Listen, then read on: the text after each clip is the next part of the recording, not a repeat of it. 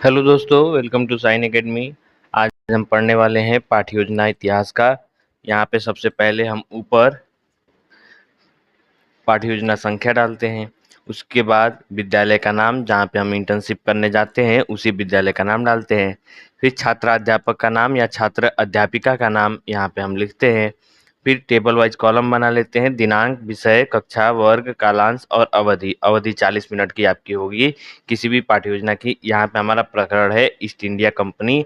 सामान्य उद्देश्य विषय से संबंधित होता है। यहाँ पे इतिहास है तो इतिहास से संबंधित सारे सामान्य उद्देश्य होंगे। चलिए एक एक करके सारे सामान्य उद्देश्यों को समझ लेते हैं। छात्रों में इतिहास के प्रति वास्तविक रुचि उत्पन्न करना। छात्रों में इतिहास का ज्ञान कराकर उनके इतिहास विषय के प्रति वास्तविक रुचि उत्पन्न कराई जाए। छात्रों को तर्कपूर्ण ढंग से ऐतिहासिक तथ्यों की जांच करना सिखाना, यानी कि छात्र किसी भी ऐतिहासिक तथ्य का तर्कपूर्ण ढंग से जांच कर सके, इसके लिए उनको भी उनका विकास करना। छात्रों में अतीत के आधार पर वर्तमान को तथा भविष्य के प्रति चिंतन क्षमता उत्पन्न करना।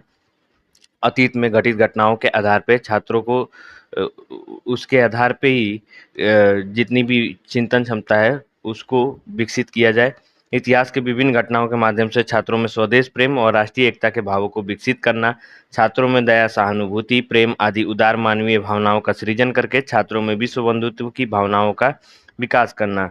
छात्रों को भारतीय सांस्कृतिक परंपरा का ज्ञान कराकर इनमें अपनी संस्कृति के प्रति अनुराग उत्पन्न करना। छात्रों का नैतिक एवं चारित्रिक विकास करना। छात्रों में समय ज्ञान की दृढ़ क्षमता उत्पन्न करना। मानचित्र पर घटनाओं संबंधी स्थल एवं राज्य की सीमाओं का ज्ञान कराकर भौगोलिक स्थिति से अवगत कराना। छात्रों में इतिहास की शिक्षा से जीवन प्रेरणा प्राप्त करने की शक्ति उत्पन्न करना। नीचे है विशिष्ट उद्देश्य। विशिष्ट उद्देश्य आपको पता है कि विशिष्ट उद्देश्य प्रकरण से संबंधित होता है। यहाँ पे हमारा प्रकरण है ईस्ट इंडिया कंपनी, तो हमारा जो विशिष्ट उद्देश्य है वो भी ईस्ट इंडिया कंपनी से रिलेटेड होगा। पहला है ज्ञानात्मक उद्देश्य। ज्ञानात्मक उद्देश्य छात्रों के ज्ञान से संबंधित होता है। छात्र ईस्ट इंडिया कंपनी के बारे में ज्ञान प्राप्त कर सकेंगे, प्रत्यास्मरण कर सकेंगे। बोधात्मक उद्देश्य छात्रों की समझ के लिए होता है। छात्र ईस्ट इंडिया कंपनी के बारे में व्याख्या कर सकेंगे। छात्र ईस्ट इंडिया कंपनी के कार्यों को समझ सकेंगे। ये सारे पढ़ाने के बाद व्यवहार परिवर्तन होते हैं, जितने भी उद्देश्य होते हैं। अनुप्रयोगात्मक उद्देश्य, ये छात्रों के जीवन में क्या प्रयोग है उस प्रकार का इससे बताते हैं। छात्र ईस्ट इंडिया कंपनी से जुड़े कार्यों की जांच कर सकेंगे, जुड़े तथ्यों की जांच अपने जीवन में प्रयोग कर सकेंगे। आवश्यक सहायक सामग्री, तो यहाँ पे आवश्यक में चाक, डस्टर और श्यामपट्ट आ जाता है, और सहायक सामग्री में चार्ट पेपर, पॉइंटर, मानचित्र, ग्लोब इत्यादि आते हैं। पूर्व ज्ञान में छात्र पहले से क्या जानता है। छात्र ईस्ट इंडिया कंपनी से संबंधित सामान्य जानकारी रखते हैं। यहाँ पे है पाठ प्रस्तावना प्रश्न। पाठ प्रस्तावना प्रश्न किसी भी प्रकरण को निकलवाने के लिए किया जाता है। स्वतंत्रता से पहले भारत किसका गुलाम था? अंग्रेजों का। यहाँ पे 3 कॉलम है पहले से। क्रम संख्या, छात्र अध्यापक कथन, छात्र या छात्रा कथन। दूसरा क्वेश्चन है अंग्रेज भारत क्या करने आए थे? व्यापार करने। व्यापार के लिए अंग्रेजों ने किस कंपनी की स्थापना की? East India company. East India company के बारे में आप क्या जानते हैं? तो यहाँ पे हमारा प्रश्न समस्यात्मक हो जाता है।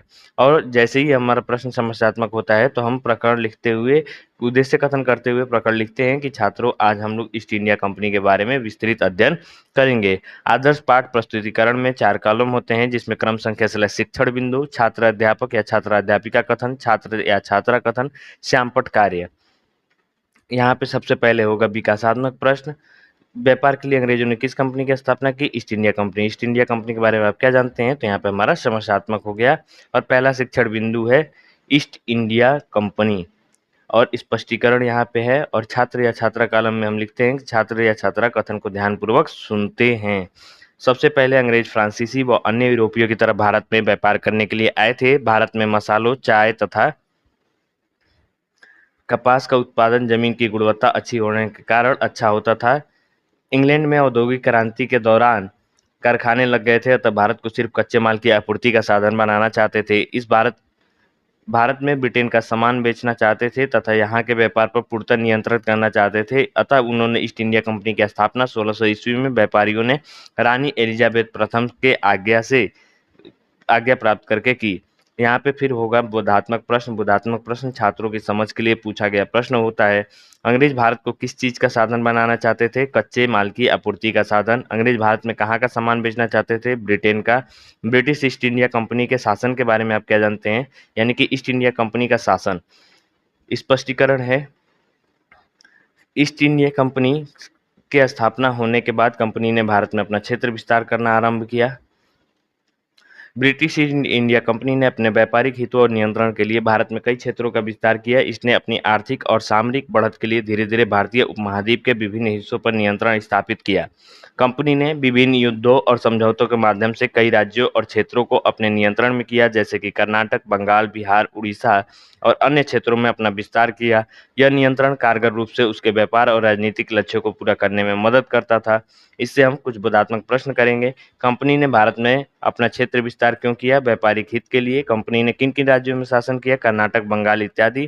कंपनी से राजाओं तथा नवाबों को खतरे के बारे में आप क्या जानते हैं? तो यहाँ पे हमारा समस्यात्मक हो जाएगा और ये तीसरा शिक्षण बिंदु बनेगा। कंपनी से राजाओं तथा नवाब को खतरे।